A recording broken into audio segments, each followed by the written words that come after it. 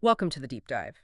We take a whole stack of sources, articles, research, personal notes, and really try to get to the heart of the matter. Yep. Extract those key nuggets of knowledge. Exactly. And today we're tackling something heavy, something that was frankly buried for way too long, the Tulsa Race Massacre. Right. We want to look at it not just as history, but as this erased triumph that was then just calculatedly destroyed. That's the core of it. Our mission here is to really unearth the truth about Tulsa's Greenwood district. We've got the research, the accounts. We're moving past the silence. We are. Into the specifics, how it rose, how it burned, and what that legacy means today. It's about getting those crucial details so you can grasp this pivotal moment that was hidden for so long. It's staggering when you think about it. This thriving black community, Booker T. Washington supposedly called it the Negro Wall Street of America, so successful and then just obliterated. How could something like that be so completely buried? I mean, what does the research say about how they actually did that? It's a huge question. And to unpack it, we're sort of structuring this deep dive in 5 parts. Okay. We'll start with the blueprint, how Greenwood became so successful, then the spark, the destruction itself. After that, the cover-up, which is chilling.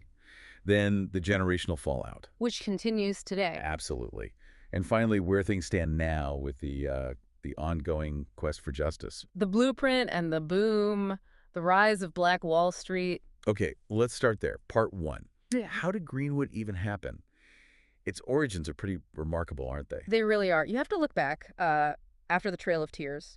When Native American tribes were forcibly moved to Oklahoma, they brought enslaved Africans with them. Right. After emancipation, many stayed, and some were actually granted tribal land through allotments. Okay, so that land base attracted other black families looking for opportunity. Exactly. They came seeking something better. But then Oklahoma becomes a state in 1907, and boom, Senate Bill 1, segregation, Jim Crow. But that didn't crush Greenwood. The research suggests it almost fueled it. In a way, yes. It forced self-sufficiency. If you can't shop downtown, you build your own stores. Can't live there, build your own neighborhood. Segregation, ironically, helped define it. Which leads us to figures like O.W. Gurley. Right, O.W. Gurley, a wealthy black entrepreneur, came from Arkansas. He buys 40 acres in Tulsa.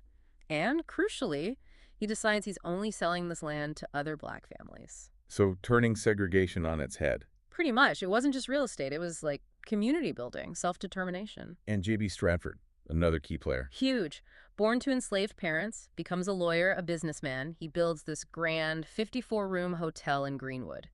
His belief apparently was clear. Black people deserved wealth, leisure, even luxury. Greenwood embodied that. By 1921, it was booming. Absolutely booming. We're talking black-owned banks, movie theaters, shops, pharmacies. Newspapers too, right? Like the Tulsa Star. Yes, the Tulsa Star. Holding power accountable in print. It was this whole ecosystem. Doctors, lawyers, teachers, chefs, all living and working there. The money stayed in the community. Circulating like oxygen, as one source put it. Exactly. Estimates put it at 191 black businesses. Community wealth, maybe $1.52 million back then? Which is, what, $30, $40? Maybe close to $50 million today? Somewhere in that range, yeah. Significant wealth. But this success, it wasn't celebrated by everyone in Tulsa. Far from it. For some parts of white Tulsa, this prosperity felt stolen or undeserved, even though many black residents were working tough jobs, oil fields, domestic work. So just seeing black success bred resentment, envy. It seems so, like a parasite problem, as one analysis put it. And remember the context. Tulsa was, by many accounts, heavily influenced by the Klan. The Klan had ties to law enforcement. Sources suggest, yes, friendly sheriffs, Klan lawyers, and white newspapers often push these narratives of black inferiority. Creating this false grievance economy. Blame black success, not the powerful exploiting everyone. That's the argument some researchers make. The white elite, the Klan, they stoked those flames. It fits a pattern, sadly. When black communities build something powerful, they don't compete, they destroy. That's the hard truth seen in cases like this. Greenwood built a version of America that worked, just not for the existing white power structure. So it was a tinderbox, just waiting. Waiting for a spark. An excuse. And they got it. May 30th, 1921. Dick Rowland, Sarah Page, an elevator, a scream. The excuse they needed. The spark in the inferno. The night Tulsa burned. Okay, let's unpack that incident. May 30th, 1921. Dick Rowland, 19, shines shoes. Sarah Page, 17, operates an elevator. He gets in. And nobody knows for sure what happened next. Did he trip? Brush her hand accidentally? step on her foot. We just don't know. But she screamed. She screamed, he ran, and the rumor mill. He gave away for facts. That headline, "Nab Negro for attacking girl in elevator," just lit the fears. Instantly. And you have to understand Tulsa's dark habit, as some sources call it. Lynch law was a real threat for black men accused of anything involving white women. So the next day, May 31st, a mob forms. A white mob. Outside the courthouse where Roland was held. Armed. Rifles, shotguns, gasoline. They were demanding he be handed over. For lynching. But Greenwood didn't just stand by. No, this is crucial. Dozens of black men, many of them World War I veterans. Fought for democracy abroad, denied it at home. Exactly. They came armed to protect Roland. They knew what could happen. They understood the cost of being unarmed when facing that kind of rage. And then, what triggered the violence? Accounts say a white man tried to disarm one of the black men. A struggle, and then a shot was fired. And the city just exploded. It erupted. White mobs poured into Greenwood, looting, burning, shooting, indiscriminately. And sources say this wasn't just random chaos, it felt organized. That's what many accounts suggest. Systemic. Police reportedly deputized white civilians on the spot, told them, horrifically, to get a gun and get inert. Oh my God. Around 6,000 black residents were rounded up, at gunpoint, forced into these makeshift internment camps. Internment camps, on American soil. At fairgrounds, convention halls, treated like prisoners of war in their own city. And the National Guard. They didn't protect them. The research indicates they largely didn't protect Greenwood.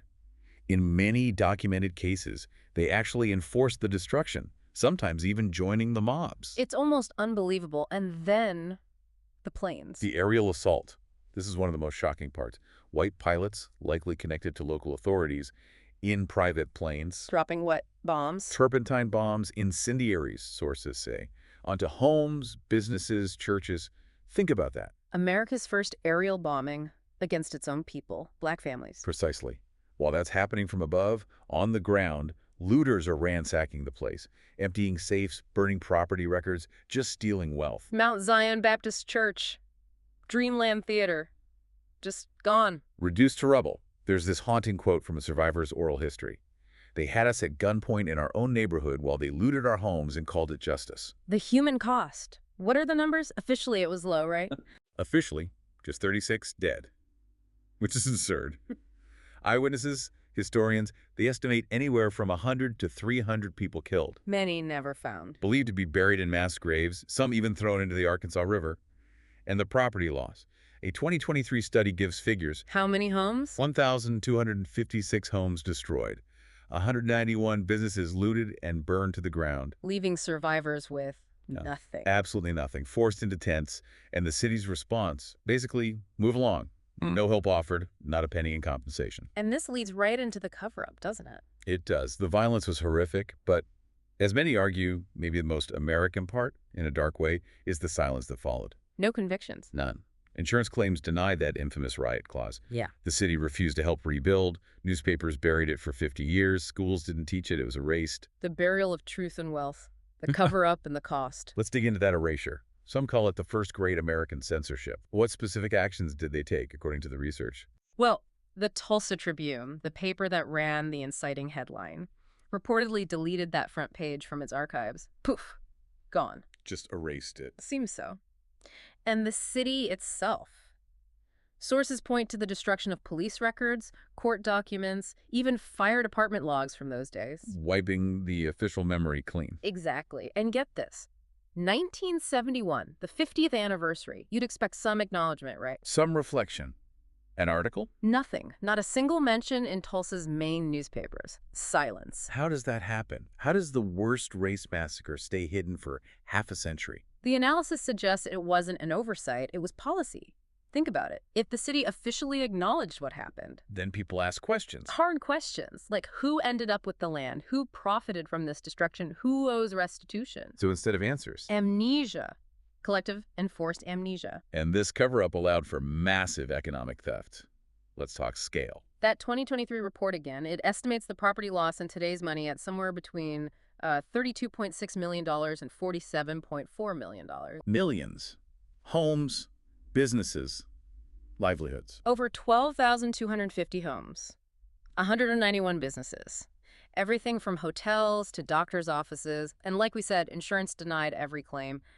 Riot clause. leaving people literally intense, trying to figure out how to start over with zero support. Zero. Think about J.B. Stratford again. Built that beautiful hotel, lost it all. Then the city labels him an instigator, issues a warrant. I had to flee. Fled to Chicago. Died in exile, having lost everything he built. It's tragic. And who benefited from all this loss? Well, researcher Ron Wallace stated it plainly. Millions of dollars in oil and property owned by those blacks ended up in the hands of white companies. So wealth transferred, stolen, essentially. Essentially, no land giving back, no reparations, the only claims the city apparently honored. Wait, don't tell me. 2 white citizens, reimbursed for the ammunition they used during the massacre. You're kidding. They wouldn't pay for burned homes, but they'd pay for the bullets. That's what the records suggest. It's, well, some call it institutional sadism. It goes beyond mere injustice. Which explains why it wasn't in the textbooks for so long. The politics of erasure. Exactly. Textbooks often reflect the views of those in power, right? Yeah. Committees, politicians, maybe protecting family names, donor interests. And even after the burning stopped, the efforts to suppress Greenwood continued. Oh, yeah. The city tried to rezone Greenwood as industrial land to prevent black residents from rebuilding their homes there. So survivors had to fight just to return to their own neighborhood. Took a court battle, sheer will. They did rebuild some of it by hand, but it was never the same. And then came the 50s and 60s. Urban renewal, highways, redlining. Finishing the job, basically. Yeah. As some frame it, the destruction wasn't just 2 days in 1921. It was a 100-year campaign. And the generational fallout from that, it's immense. Profound. That 2023 study showed black Tulsans in 1940 were way less likely to own homes or have professional jobs than in 1920, before the massacre. So reverse progress. Dramatically. Right. And children of survivors had lower education rates. It wasn't just Tulsa either. News spread. Other black communities saw what happened. Yes. And studies suggest black home ownership dipped in other cities, too. The message was clear, terrifyingly clear. Build too much, rise too high. And we will burn you down. Tulsa was the warning shot. And analysis suggests it worked. Looters got richer, victims got poorer. The lingering smoke. Legacy of ashes. It takes minutes to bulldoze a house, right? Hours to burn a block. But how long does it take to kill a dream? That feels like the real legacy here. It's more than just the physical loss. It's the erasure of wealth, of mobility, of just the psychological safety to succeed. So after the massacre, families came back to Greenwood, found nothing. Nothing. No homes, no belongings, no photos, and no help. The city promised to rebuild, but... They didn't. They tried to rezone it instead, keep people out. Exactly. Imagine surviving that horror, then being told the land where your family lived, maybe died, is now going to be a warehouse district. Survivors fought that, rebuilt somehow. But you said trust can't be restacked like bricks. No. And then, a few decades later, urban renewal arrives. Yeah. Highways cut through the area. Redlining choked off investment. Phase 2, you called it before, economic strangulation. That's how many see it. Continuing the destruction by other means. Let's talk more about that statistical afterlife. The numbers show a real lasting impact. They do. That 2023 study is stark. Black homeownership in Tulsa plummeted after 1921 and stayed lower. Educational outcomes for descendants suffered. And the brain drain, professionals leaving. Significant. Doctors, lawyers, entrepreneurs. The people needed to rebuild the economic engine were more likely to leave Tulsa for good. That crippled recovery. And this sent ripples across the country. It really did. Seeing Greenwood burn, other black communities got the message. It was like a psychological atom bomb, as one source described it. The message being, you can exist, but don't thrive too much. Don't get too successful. Pretty much. Stay in your place. Which brings us to trauma. What happens when your grandmother saw neighbors bombed? Your grandfather herded into a camp. Does that just disappear? No, it doesn't. There's talk now of epigenetic trauma, the idea that these extreme stresses can leave marks across generations. Maybe even biologically, but certainly psychologically. Survival without a script for healing. Exactly. Survivors often spoke in whispers or not at all. That fear gets passed down. Maybe safety means being invisible. Grandchildren inherit a city that still feels haunted, that treats them like ghosts. It's a century-long undertow. It is. Yeah. Which makes you wonder, at that hypothetical, if Greenwood had lived. What might have been? Economists looking at its trajectory pre-1921 suggest, well, potentially thousands of black millionaires over time. That model spreading. Generational wealth, homes, businesses, land passed down. It could have actually narrowed the racial wealth gap. In measurable ways, potentially. But instead, the message sent with planes and mobs was stay put. And the fact this wasn't taught for so long is critical. Absolutely critical. For 80 years, basically silence in the classrooms. The system that destroyed it refused to even name it properly. It took until 1997 for Oklahoma to even form a commission. Right. 2020 before they really investigated the mass graves. Right. 2021, a century later, before it started getting into some school curricula. Meanwhile, survivors died poor, land got gentrified, wealth passed down on one side, trauma on the other, and still telling people to pull themselves up by their bootstraps. Without acknowledging someone burned the boots and the ladder. So Greenwood wasn't just a tragedy. It was a triumph, a testament to Black resilience and ingenuity, until white supremacy turned it into a warning. And our job now, with this deep dive, is to unearth it, speak it, teach it. Because healing, real healing, requires naming the crime, owning the theft, and figuring out how to return what was stolen. The unfinished invoice, what justice looks like now. Right. You can't bring back the dead, you can't unburn the homes, but you could do something now. The question is, will we? Survivors lived for decades with this. Many died poor, just hoping someone would finally listen to their stories. And eventually, partially, the state did listen. 1997, 76 years later, Oklahoma forms that commission. The Oklahoma Commission, to study the Tulsa Race Riot of 1921, they later renamed it Race Massacre, right? Correct, acknowledging the reality. And their final report in 2001, it was blunt. What did it say? It said, a crime occurred. A cover-up followed. The victims deserve justice, clear as day. And they had recommendations, a blueprint for justice. They did. Direct payments to living survivors and descendants, scholarships, a memorial, an economic development zone for Greenwood. It was a solid plan, could have been a model. Okay, so that was the blueprint. What actually got delivered? Well, they got the scholarship fund. They eventually got a memorial, Greenwood Rising. But no direct payments to survivors or descendants, no significant land restitution, no major sustained economic investment directly tied to repairing that damage. So build a statue, but walk away from the actual invoice. That's how critics see it, yeah. You had Viola Fletcher, 107 years old, testifying for Congress in 2021. I remember that. Yeah. Powerful. Incredibly powerful, saying, I still see black bodies, I still smell smoke, we deserve to be compensated. She got applause. And then, largely inaction on that core demand for direct repair. Which brings up reparations. It's always called radical or too complicated. But is it? Advocates argue reparations aren't radical at all. They're recorded history. Germany paid Holocaust survivors. The U.S. paid Japanese Americans interned during World War II. Native tribes have received settlements. Billions. Even banks reportedly paid white business owners after riots in other cities. So the argument becomes, why is it suddenly too complicated when it's Black people seeking repair for documented theft and violence? The line some use is, they want trauma in textbooks, not in budgets. Exactly. Black pain should be poetic, not payable. That's the critique. But Tulsa, it's arguably the clearest, most documented case of racial terrorism and economic destruction of its kind. If reparations, in some form, can't happen here. Then where? When? How? Those are the questions. So we can't undo 1921? But what would doing things correctly now look like, according to advocates? Well, the calls generally include financial compensation, direct payments to living survivors and documented descendants. Okay. Land restitution, giving back stolen land where possible, or land credits. Major sustained investment in North Tulsa schools, healthcare, housing, business grants. Rebuilding the community infrastructure. Yes. And truth-telling, making this history mandatory in schools, K through 12, nationwide. Plus, a formal federal declaration acknowledging it as domestic terrorism and racial cleansing.